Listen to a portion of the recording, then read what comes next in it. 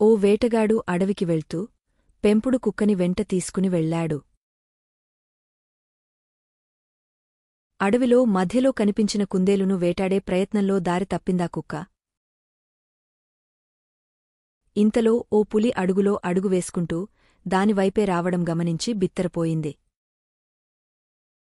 వెంటనే తేరుకుని ఓ ఉపాయం ఆలోచించింది. పక్కనే ఉన్న ఏముకుల కుప్పలోంచి ఒకదాన్ని తీసుకుని నోటితో పట్టుకుంది. అబ్బా!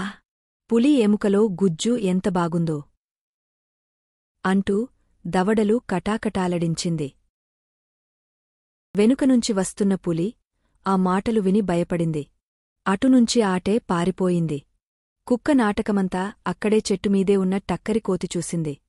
పులికి అసలు విషయం చెప్పి దానికి దగ్గరై తన పబ్బం గడుపుకోవాలని అనుకుంది. అతికష్టమీద ఆ పులి వద్దకు వెళ్లి వేటకుక్క పన్నాగాన్ని వివరించింది. దానితో పట్టలేని కోపంతో, అంత జరిగిందా?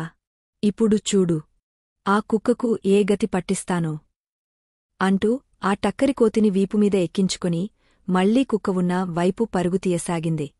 వేగంగా తన వైపే వస్తున్న పులిని, దానిపైనున్న కోతిని చూసి జరిగిండిందేంటో కుక్కకి అర్థమైంది. పారిపోయి ప్రాణాలు దక్కించుకునే అవకాశం లేకుండా పోవడంతో మరి ఉపాయం ఆలోచించింది.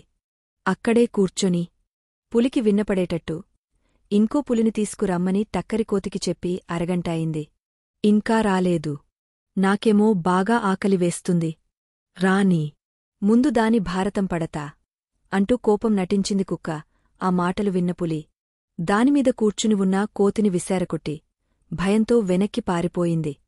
తన సమయస్ఫూర్తికి లోలోపలే పొంగపోయిన కుక్క పులి తెలివి తక్కువ తనాన్ని చూసి నవ్వుకుంది.